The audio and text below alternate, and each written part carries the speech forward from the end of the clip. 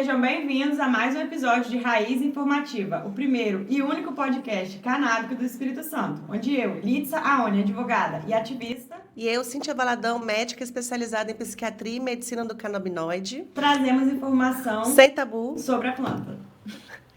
Hoje nós estamos aqui com um convidado especial, Rafael, que a Cíntia vai apresentar. Isso, Rafael Alves Rezende, antropólogo, cientista social, ex-professor de universidade, empreendedor e ativista e proprietário da Base Club.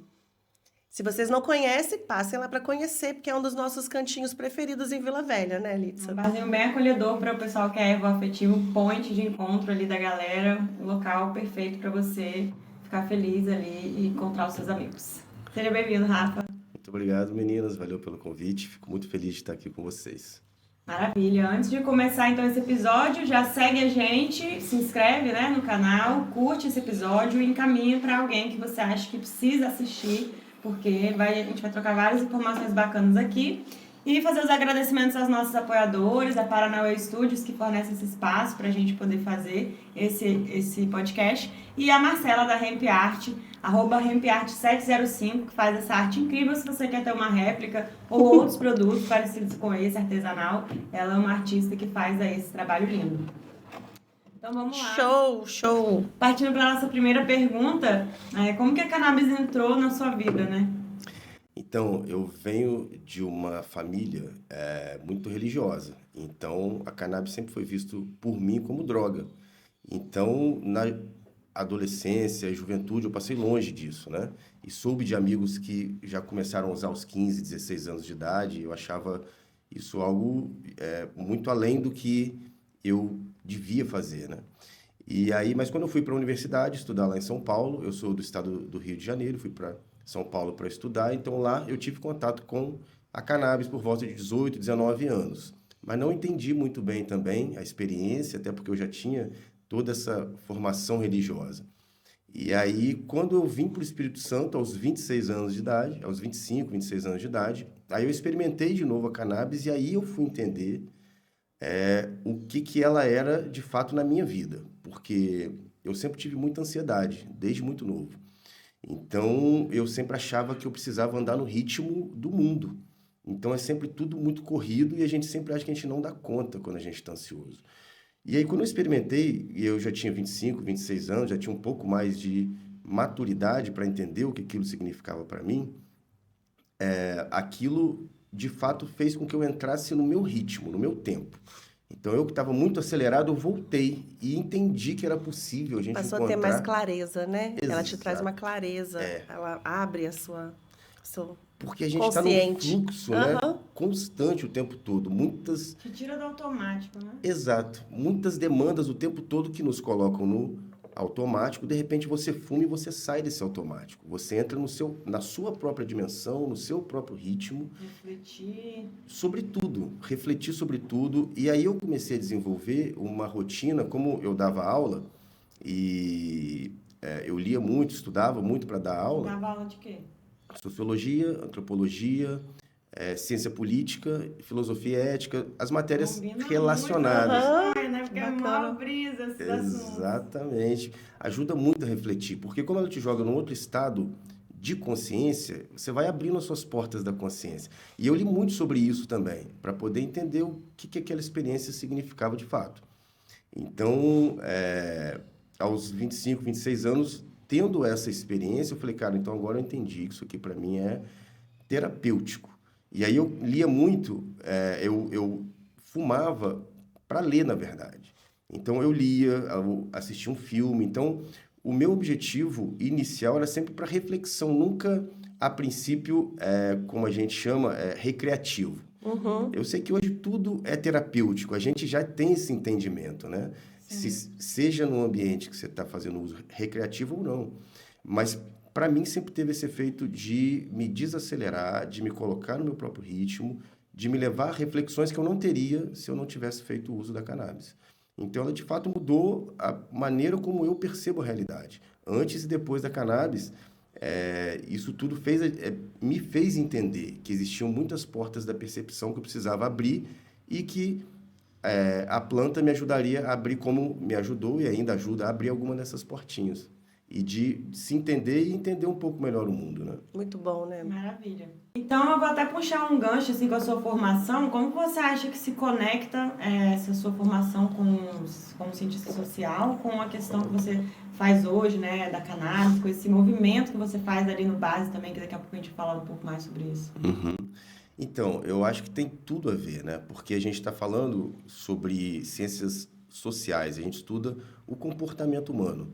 Por que que as pessoas fazem o que elas fazem? Por que que elas acreditam no que elas acreditam? E ali, na base, eu vejo em tempo real. Ali, de fato, para mim, eu sempre falo isso com alguns amigos, é um laboratório a céu aberto em que eu estou ali todo dia estudando, observando tanto o movimento das pessoas da rua que passam por ali, porque como a gente vai falar um pouco de lá da base, eu vou dizer um pouco como que é lá também, né?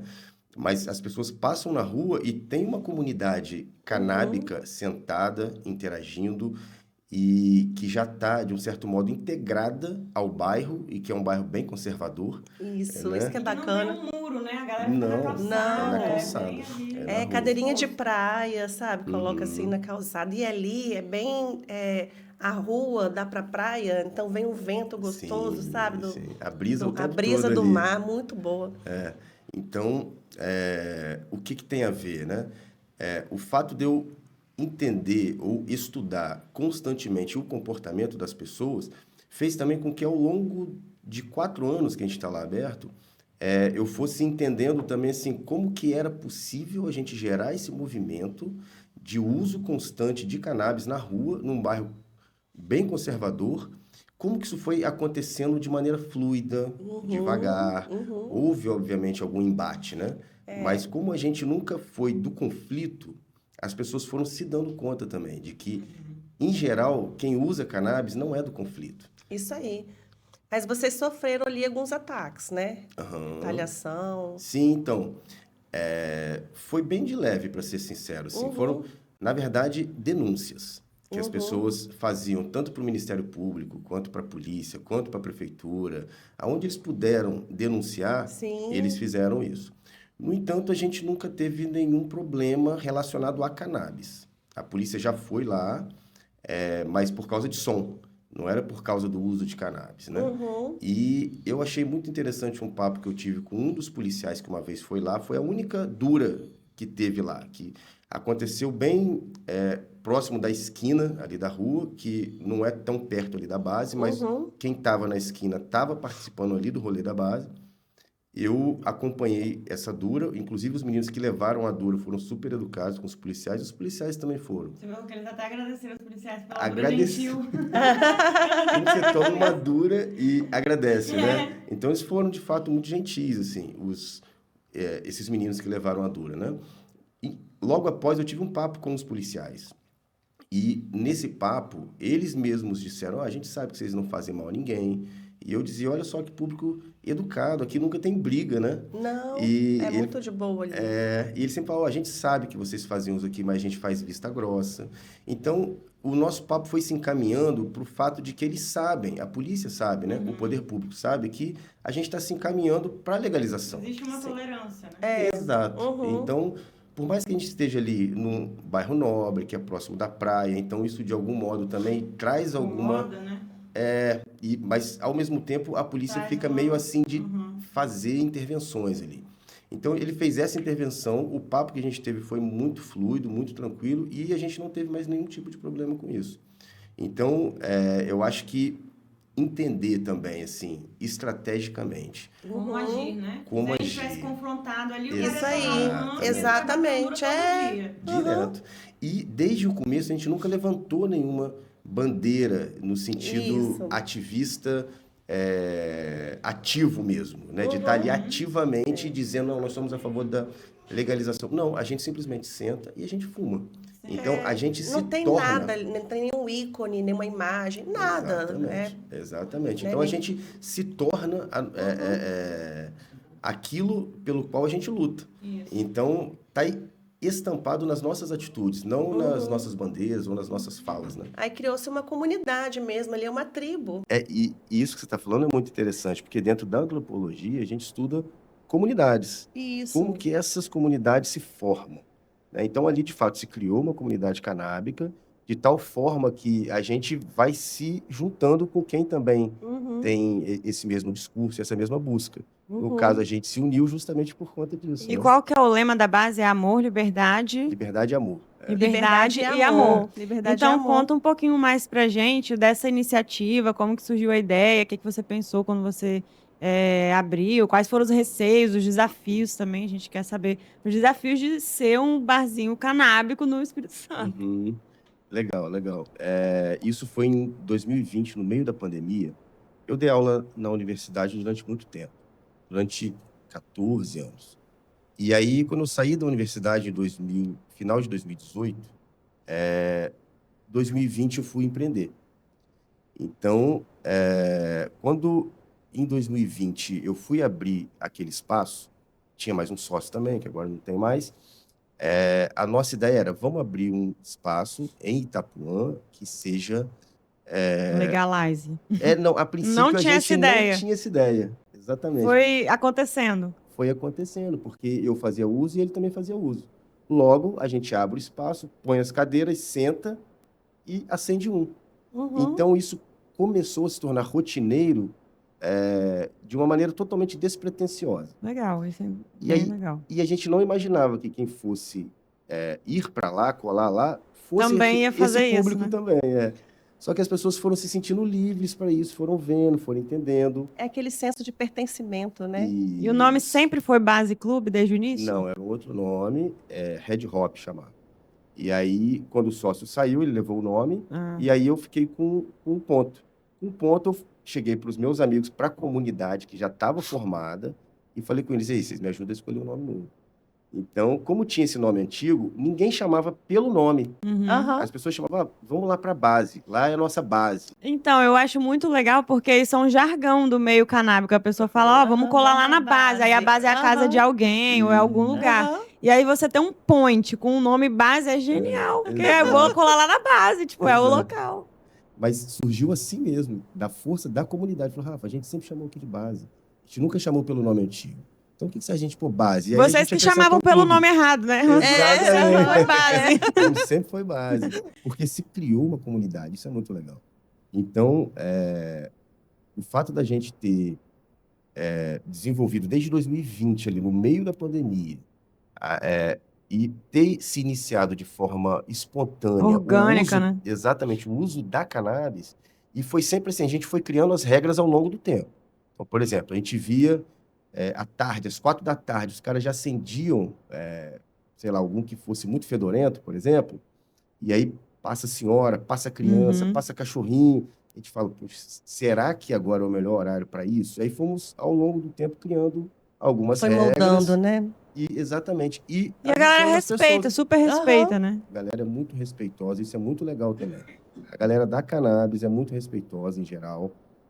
Entende, eles só querem estar ali para Existir. contribuir. Tipo assim, eu posso só sentar aqui, pedir uma cervejinha, E relaxar fumar um o meu pouco. beck? Pode, mas antes de tal horário você não pode isso ou aquilo. Não, tudo bem, beleza. Então todo mundo respeita muito o espaço, desde sempre, porque também, como a gente criou esse espaço com a ideia de liberdade e amor, as pessoas vão entendendo que você, quando vai para qualquer lugar, você tem que se adequar à lógica daquele Isso. lugar. Então eles sabem assim, ok, aqui eu posso fumar Uhum. mas não é um lugar que eu posso fazer o que eu quiser. Até porque a liberdade não é irrestrita, né? E o amor também não. O amor, ele estabelece alguns limites, que inclusive são os limites do respeito, né? Quando acaba o respeito, acaba o amor. Então, eu acho que tem muito a ver, assim, esse lema que vocês colocaram Sim. é perfeito. Uhum. E sempre foi clube? Sempre foi base clube? Ou o clube Sim. veio depois? Não, veio junto.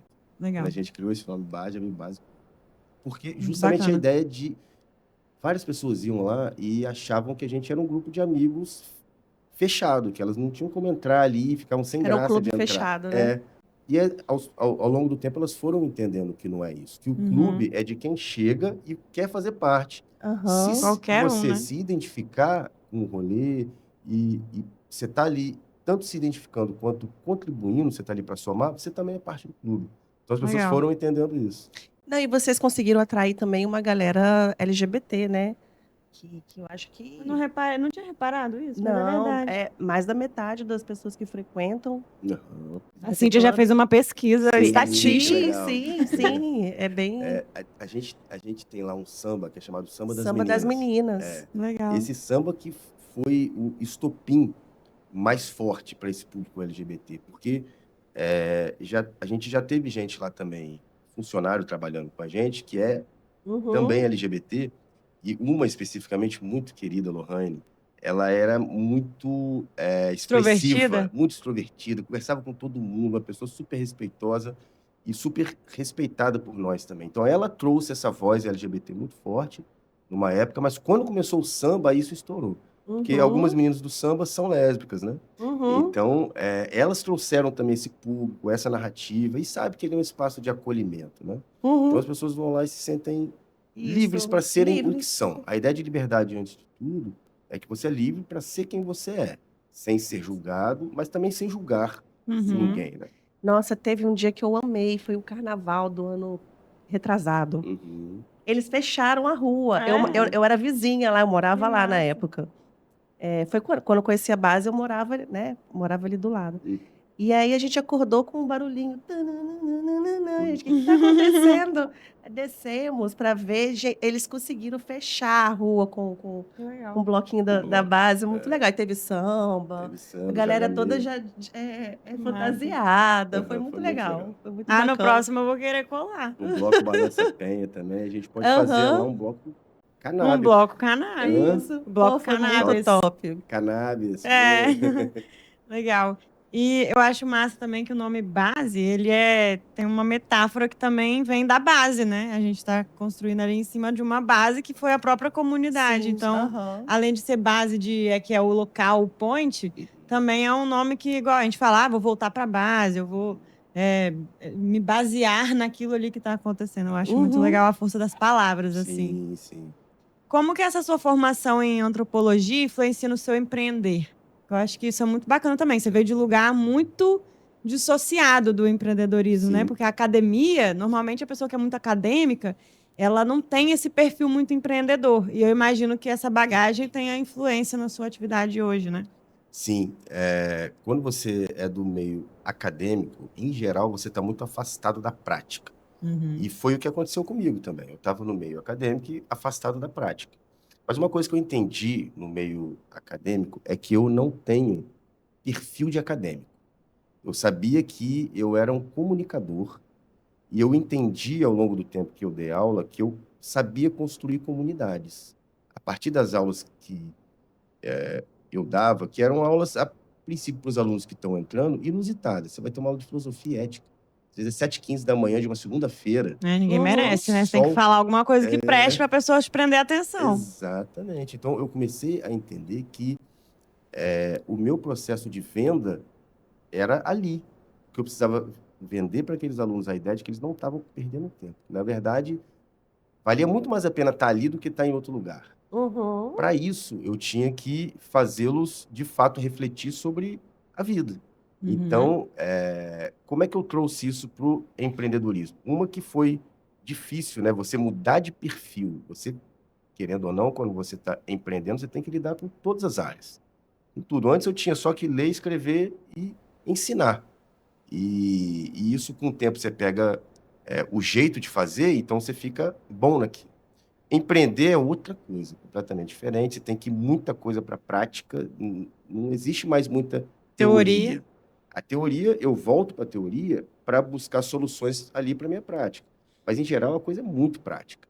Então... A teoria nem acompanha, né, a velocidade com que a prática muda também. Não. Então, a teoria, ela surge do estudo da prática. Quando a teoria surgiu, a prática já rodou, já aconteceu. Então, essa também foi uma experiência que eu tenho vivido. É de que antes era muita teoria, e agora é muita prática. Então, eu vejo que a gente, na prática, vai construindo o que a teoria depois vai estudar. De tal forma que, cara, isso é muito estimulante. Porque você se dá conta de que você está criando uma intervenção no mundo. Isso que vocês estão fazendo... Deixando sua marca, né? Com as rodas de conversa, com o podcast, é uma ação que está ajudando a escrever a história do Da Espírito cannabis no Santo. Espírito Santo. Exatamente. E é uma escolha sua, uma decisão sua. Eu sei que cada evento que eu faço ali na base é uma intervenção social que eu faço, Sim. Uhum. micropolítica, Sim. né? E não apenas tão micro. Ela é micro no sentido físico da coisa, ali no local. Quem está próximo vai ser afetado por aquilo.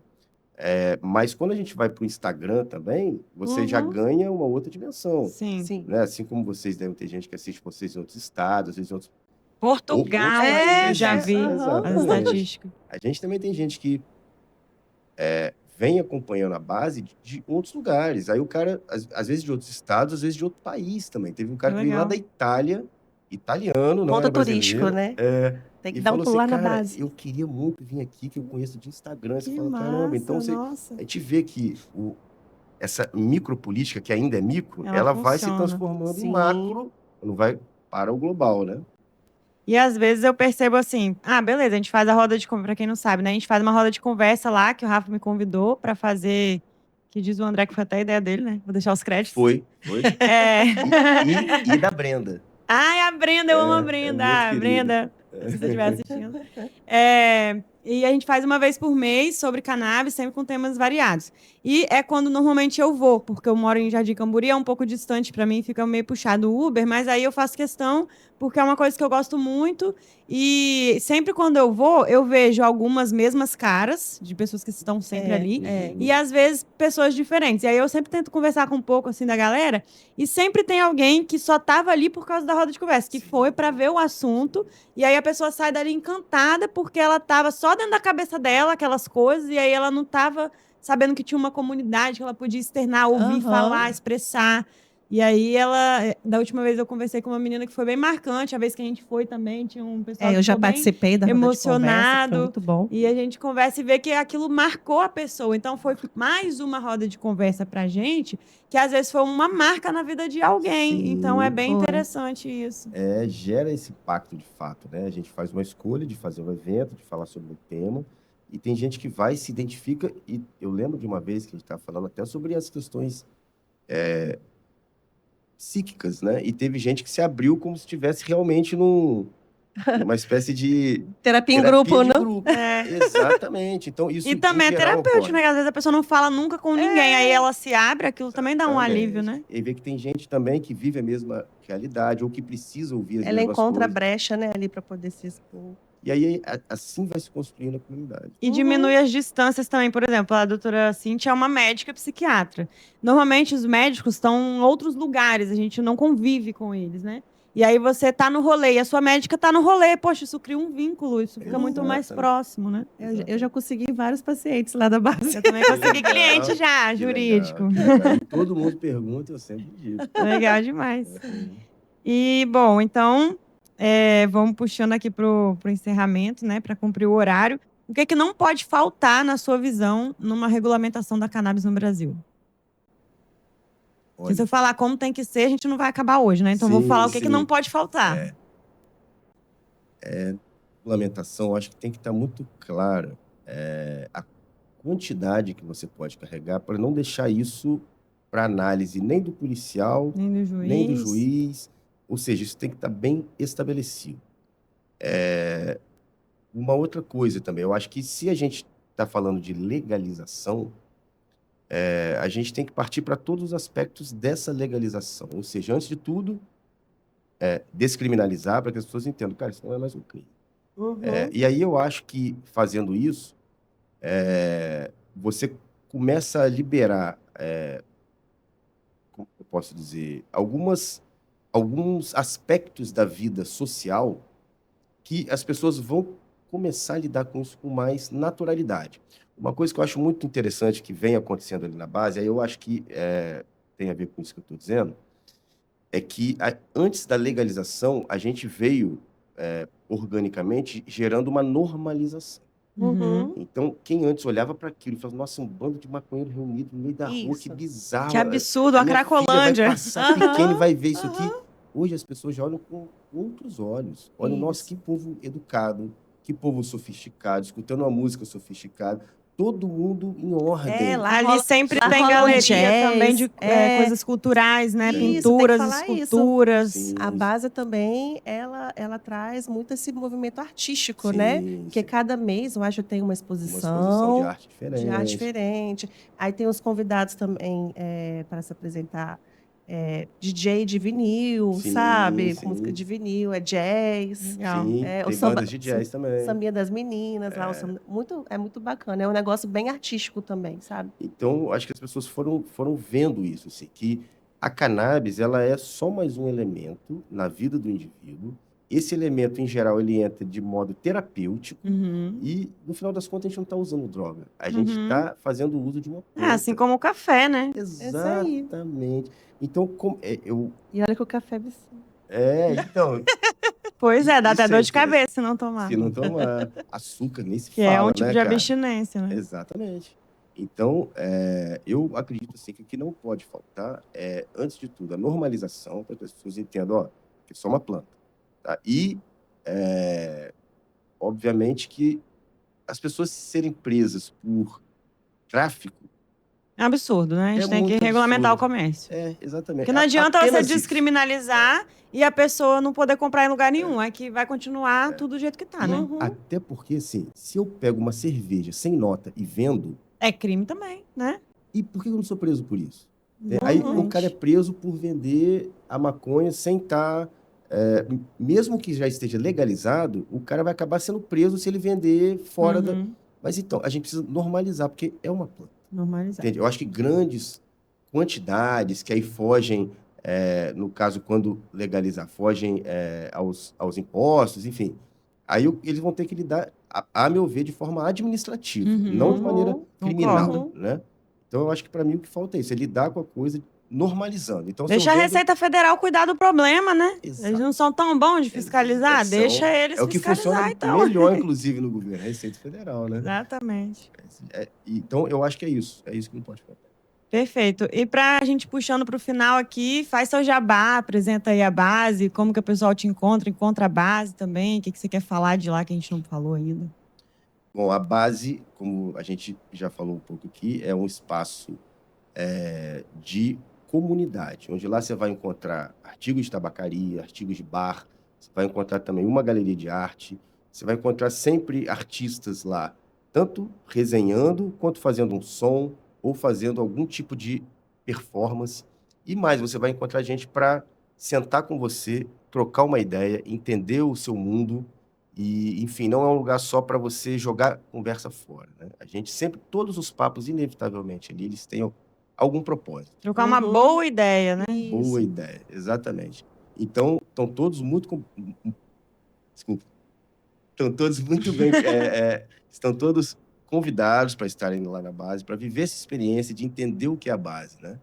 E ver que, de um certo modo, a gente foi desmistificando o uso da cannabis, a comunidade canábica que saiu das cavernas, saiu dos armários e agora estão ali sentados ali na calçada, de frente para a rua. A polícia passa todo dia, diversas vezes, e não nos incomoda. A gente também trata sempre com muito respeito, obviamente. Enfim, é isso. A nossa ideia é liberdade e amor. Quem se identificar com esses princípios, dá um pulo na base que vocês vão se identificar. Inclusive, pode ir sozinho, tá, gente? Porque eu já fui sozinha algumas vezes. Lá você não fica sozinho. Faz Você amigos. senta na rodinha ali e Sempre vai. alguém para puxar conversa. Tem e trocar sempre uma alguém ideia. para você trocar uma ideia. Então é isso.